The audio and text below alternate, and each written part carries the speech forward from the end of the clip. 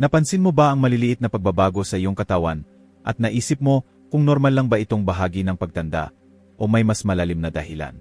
Habang tumatanda ang mga lalaki, ang katawan ay nagpapakita ng mga pisikal na palatandaan. Ang iba ay halata, ang iba ay banayad, at may isa pang maaring maamoy mo bago mo makita. Ang mga pagbabagong ito ay hindi basta random. Sila ay malinaw na mga palatandaan kung paano umaayon ang katawan sa paglipas ng panahon, na nagpapakita ng kwento ng mga taon ng karanasan, pagsisikap, at buhay. Sa matalinong payo, bubuksan natin ang 4 na malinaw na palatandaan ng pagtanda sa mga matatandang lalaki. Isa na may kaugnayan sa amoy, 2 na lumalaki ng kapansin-pansin, at isa na lumiit. Ang mga pagbabagong ito ay maaring mangyari ng dahan-dahan, na halos hindi mo napapansin, o biglang magulat sa iyo kapag tiningnan mo ang sarili mo sa salamin isang araw. Ilan sa mga palatandaang ito ang naranasan mo? Manatili hanggang sa dulo ng matalinong payo. Dahil baka may matuklasan kang paliwanag sa isang pagbabagong napansin mo sa sarili mo, pero hindi mo lubos na naunawaan. Bukod dito, ibabahagi natin ang mga praktikal na hakbang na maaari mong gawin upang pamahalaan ang mga pagbabagong ito at yakapin ang pagtanda ng may kumpiyansa. Manatiling nakatutok, dahil sa pagtatapos ng matalinong payo, magkakaroon ka ng mas malalim na pag-unawa sa nangyayari sa iyong katawan at mga paraan upang mapanatili ang iyong kalusugan at sigla. Handa ka na ba? Simulan na natin. Numero 1. Ang hindi mapagkakailang amoy ng pagtanda. Kung naglakad ka na sa isang senior living facility o gumugol ng oras kasama ang mga matatanda, maaring napansin mo ang isang partikular na amoy na madalas kasabay ng pagtanda. Hindi ito tungkol sa mahinang kalinisan o maling pagpili ng kolog. Ito ay mas malalim, isang bagay na nagmumula sa antas ng selula. Habang tumatanda ang mga lalaki, ang kanilang balat ay dumadaan sa mga biochemical na pagbabago na humahantong sa paggawa ng isang compound na tinatawag na nonenal. Ang amoy na ito, na walang amoy para sa iban ngunit kapansin-pansin sa iba, ay nagmumula sa paggabasag ng mga fatty acid sa balat dahil sa oxidative stress, isang natural na proseso kung saan ang mga selula ay nasisira sa paglipas ng panahon dahil sa pagkakalantad sa oxygen at iba pang mga salik sa kapaligiran. Ang nonenal ay may bahagyang damo, watsi, o kahit na amoy ng lumang libro o kahoy, isang aroma na madalas inilalarawan bilang nostalgic, ngunit maaaring nakakabagabag para sa mga nararanasan ito. Ang hamon ay ang nonenal ay hindi basta naalis tulad ng regular na pawis at langis. Hindi tulad ng karaniwang amoy ng katawan, na dulot ng bakterya na sumisira sa pawis, ang nonenal ay dumidikit sa tela, nananatili sa balat, at lumalaban sa pag-alis gamit ang ordinaryong sabon. Kaya naman napapansin pa rin ng ilang lalaki ang amoy, kahit na pagkatapos maligo ng ilang beses sa isang araw. Habang ang batang balat ay natural na nagre-renew at nag-alis ng labis na langis, ang tumatandang balat ay nagpapanatili ng mas maraming oxidized fatty acids, na nagpapahintulot sa amoy na maging mas malinaw sa paglipas ng panahon. Halimbawa, kunin natin ang kwento ni Richard, isang 74 anyos na retiradong inhinyero mula sa Quezon City. Si Richard ay laging maingat sa kanyang kalinisan. Palaging naliligo araw-araw at gumagamit ng mamahaling kolog. Pero isang araw, napansin niya na ang kanyang mga damit, lalo na ang kanyang mga paboritong polo shirt, ay may amoy kahit na pagkatapos labhan. Ang kanyang apo, isang masiglang 10 anyos, ay minsang nagsabi, "Lolo, amoy mo parang lumang library na may kahoy." Sa una, natawa si Richard. Pero kalaunan ay nagtaka siya kung bakit nananatili ang amoy. Inakala niya na ito ay dahil sa kanyang kolog o sabong panlaba. Pero nang nagpalit siya ng mga produkto, hindi pa rin nagbago ang amoy. Sa kalaunan, nalaman niya sa isang artikulo ng Matalinong Payo na ang kanyang balat mismo ang nagkaroon ng bagong amoy dahil sa nonenal. Hindi siya nag-iisa. Ipinakita ng mga pag-aaral mula sa Japan, kung saan unang natuklasan ang nonenal, na ang mga hinigit sa 40 anyos ay nagsisimulang gumawa ng compound na ito sa maliit na dami. Pero pagdating sa 70s, ito ay nagiging mas kapansin-pansin, lalo na sa mga lalaki dahil sa mas mataas na produksyon ng fatty acid sa kanilang balat. Ngunit narito ang magandang balita. Bagamat hindi mo mapipigilan ang katawan sa paggawa ng nonenal, maaari mong bawasan ang pagkakaipon nito at pamahalaan ang epekto nito. Ang ilang sabon, lalo na ang mga idinisenyo para alisin ang labis na langis, tulad ng mga may activated charcoal o exfoliating properties, ay mas epektibo sa pag-neutralize ng nonenal kaysa sa regular na sabon. Ang mga pagkaing mayaman sa antioxidant, tulad ng green tea, citrus fruits tulad ng dalandan at kalamansi, at leafy greens tulad ng kangkong at malunggay, ay maaari ring makatulong sa pagbabawas ng oxidative stress at pagpapabagal ng produksyon ng nonenal. Bukod dito, dahil ang nonenal ay dumidikit sa tela, ang paglalaban ng damit gamit ang baking soda o paggamit ng mga odor neutralizing spray na idinisenyo para sa tumatandang balat ay maaring magdulot ng malaking pagbabago. Subukan din ang pagpapalit ng mga unan at kumot ng mas madalas, dahil ang mga telang ito ay maaring mag-imbak ng amoy. Si Richard, halimbawa, ay nagsimulang gumamit ng sabon na may tea tree oil at nagdagdag ng green tea sa kanyang dieta. Pagkalipas ng ilang linggo, napansin niya na ang amoy ay hindi na kasing lakas, at ang kanyang mga damit ay mas presko na. Kaya kung nagtaka ka kung bakit nagbago ang iyong amoy sa paglipas ng mga taon, ngayon alam mo na, hindi ito imahinasyon, at hindi rin ito tungkol lamang sa kalinisan. Ito ay natural na bahagi ng pagtanda na nararanasan ng bawat matandang lalaki sa kalaunan. Pero sa tamang kalaman mula sa matalinong payo, maaari mong pamahalaan ito ng may kumpiyansa. Numero 2. Ang lumalaking tiyan na hindi natitinag. Ang paglaki ng tiyan ay isa sa pinakakaraniwang palatandaan ng pagtanda sa mga lalaki. At hindi lamang ito tungkol sa sobrang pagkain ng lechon o pagpapabaya sa ehersisyo.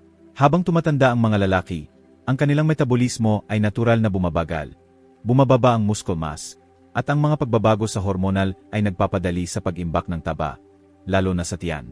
Maaring napansin mo na kahit na kumakain ka pa rin tulad noong nasa 40s o 50s ka, marahil ang paehong adobo o sinigang na gustong-gusto mo, patuloy na lumalaki ang iyong baywang.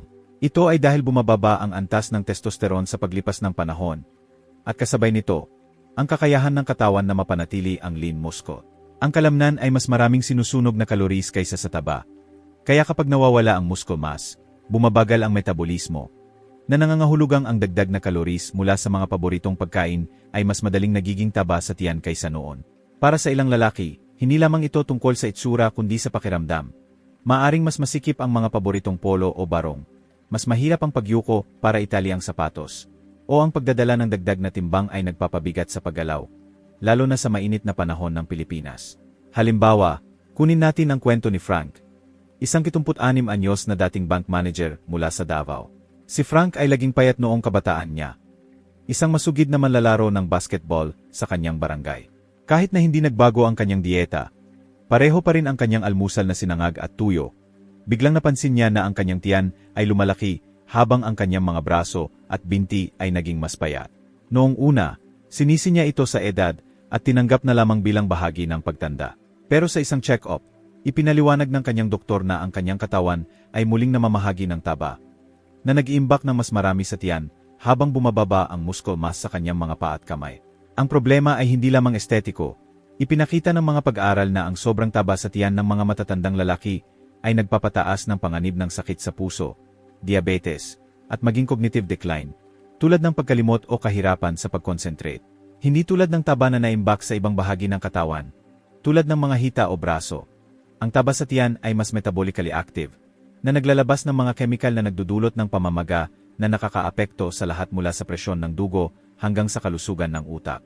Kaya naman ang mga lalaking may mas malaking baywang sa kanilang 70s at 80s ay madalas na nakakaranas ng mas mataas na antas ng pagod, sakit sa kasukasuan, at maging mga abala sa pagtulog, tulad ng sleep apnea, na karaniwan sa mga lalaking Pilipino na may labis na timbang. Kaya ano ang maaaring gawin? Una, ang resistance training ay isa sa pinakaepektibong paraan upang labanan ang pagkawala ng kalamnan at panatilihin ang metabolismo mula sa sobrang pagbagal. Hindi mo kailangang magbuhat ng mabibigat na timbang. Kahit ang mga simpleng ehersisyo tulad ng bodyweight squats o paggamit ng resistance bands sa bahay ay maaring gumawa ng malaking pagbabago. Pangalawa, ang pagbibigay prioridad sa protina sa iyong dieta ay nakakatulong sa pagpapanatili ng lean mass habang pinapanatili kang busog ng mas matagal, na nagpapadali sa pamamahala ng timbang. Subukang magdagdag ng mga pagkaing mayaman sa protina tulad ng manok, isda, tulad ng bangus o tilapia, itlog, o tofu para sa mga mas gustong plant-based. At pangatlo, ang pag-iwas sa mga processed carbohydrates, tulad ng puting tinapay o sobrang matamis na kakanin.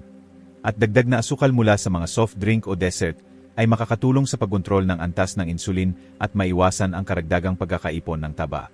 Si Frank, halimbawa, ay nagsimulang maglakad ng 30 minuto araw-araw sa kanyang barangay park. Nagdagdag ng mga bodyweight exercises tulad ng lunges, at nagpalit ng kanyang nightly, halo-halo ng isang mangkok ng saging at yogurt. Pagkalipas ng 3 buwan, napansin niya na ang kanyang baywang ay lumiit ng 2 pulgada, at mas magaan ang kanyang pakiramdam. Bagamat ang pagkakaroon ng kaunting taba sa tiyan ay natural na bahagi ng pagtanda, ang pagpapahintulot dito na lumaki ng hindi nakokontrol ay maaring humantong sa malubhang panganib sa kalusugan.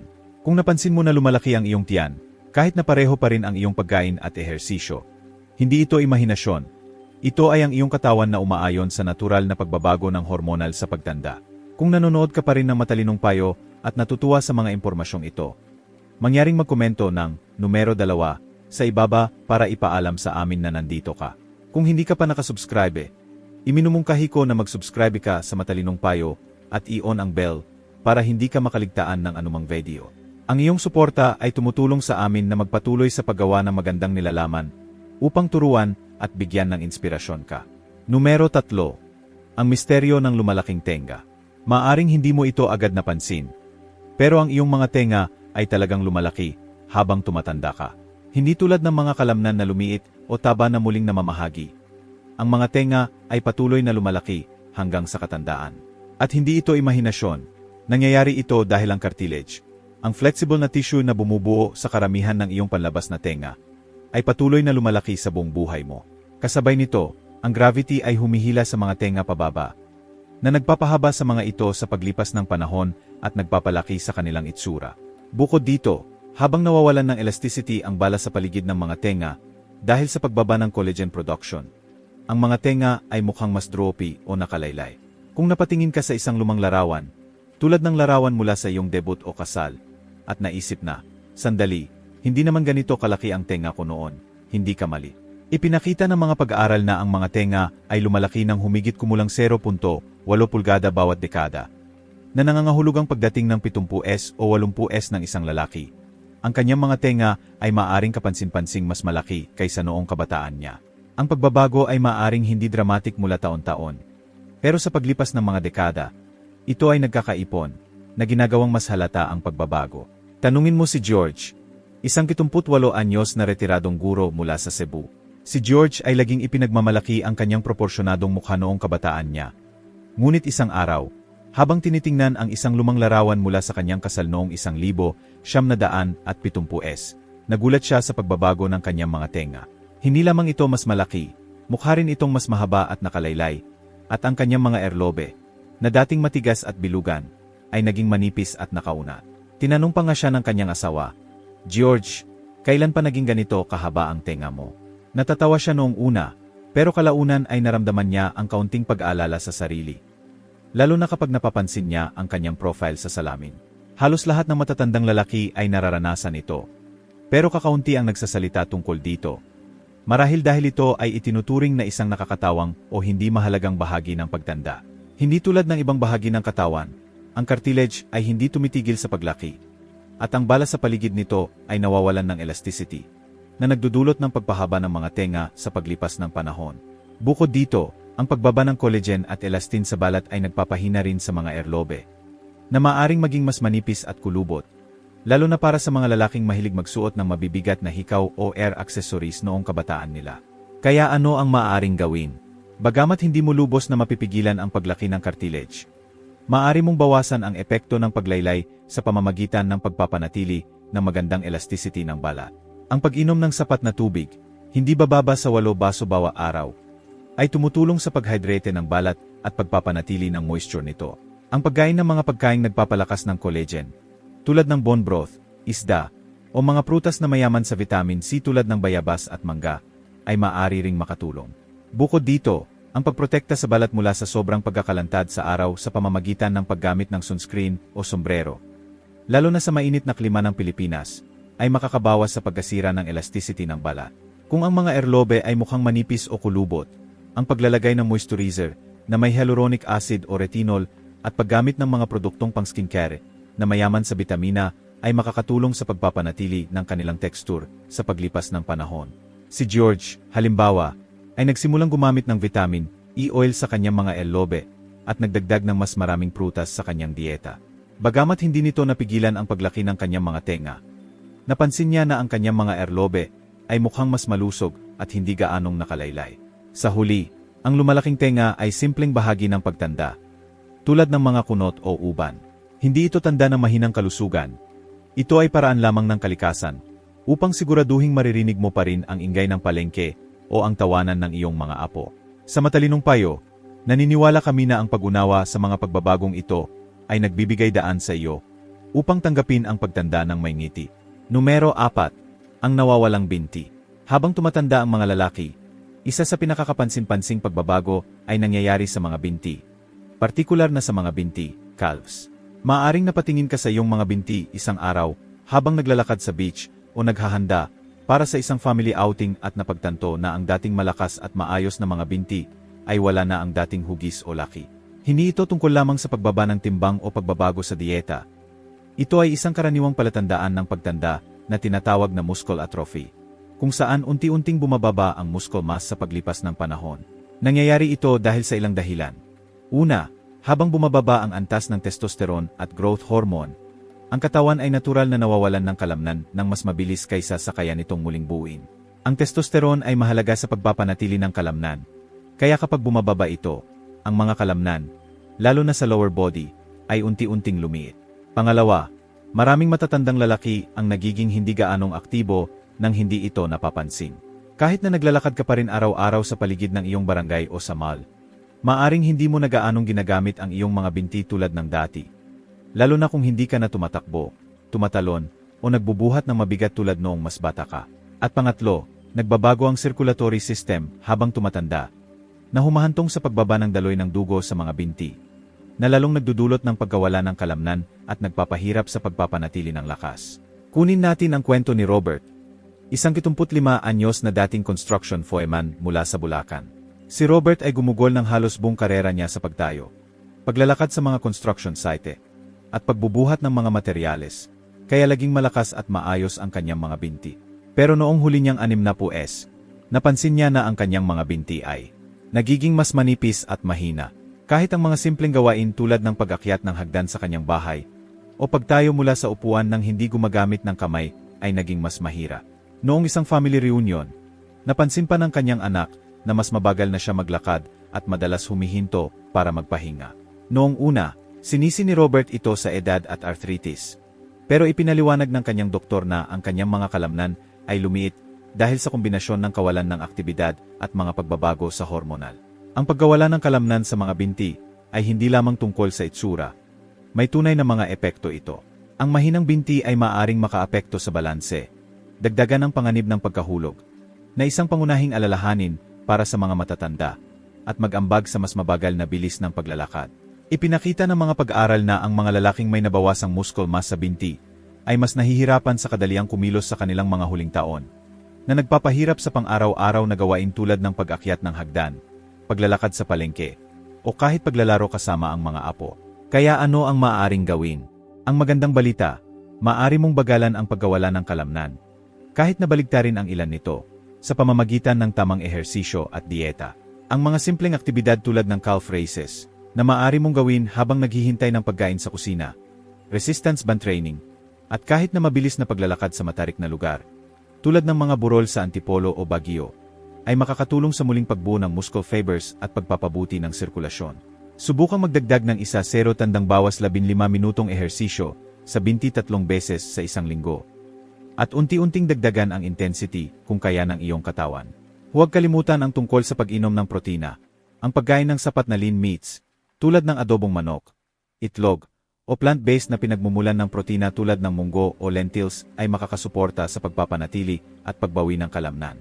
Inirerekomenda ng mga eksperto na ang mga matatandang lalaki ay kumain ng hindi bababa sa 1.2 gramo ng protina bawat kilo ng timbang ng katawan bawat araw. Si Robert, halimbawa, ay nagsimulang gumawa ng calf raises habang nanonood ng TV at nagdagdag ng isang itlog at isang piraso ng isda sa kanyang almusal.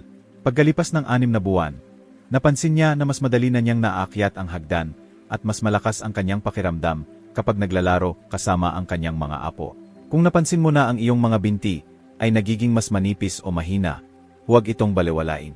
Ito ay isa sa mga palatandaan ng pagtanda na maaring mapabuti sa pagsisikap. At ang pagkilos ngayon ay makakatulong na panatilihin kang malakas at mobil sa mga darating na taon.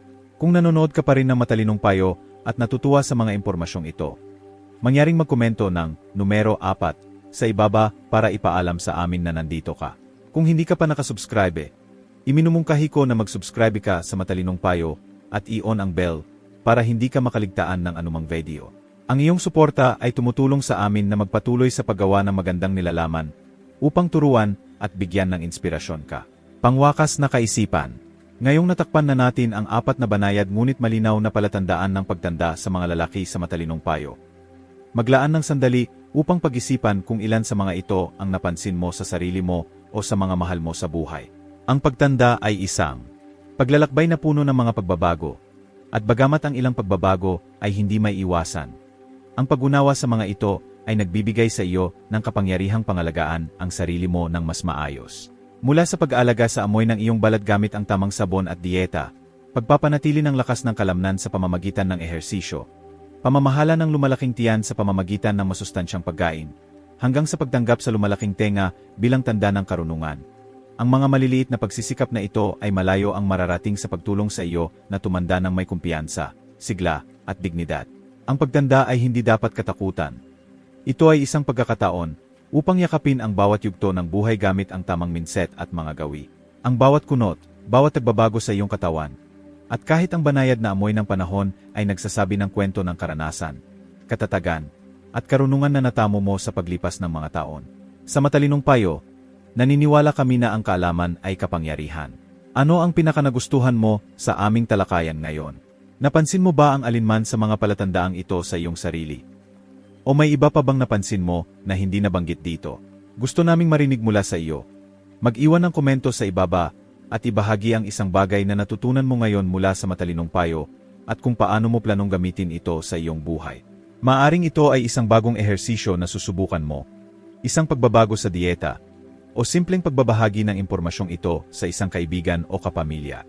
Mahalaga sa amin ang iyong mga saloobin, kaya huwag mag-atubiling ibahagi ang mga ito.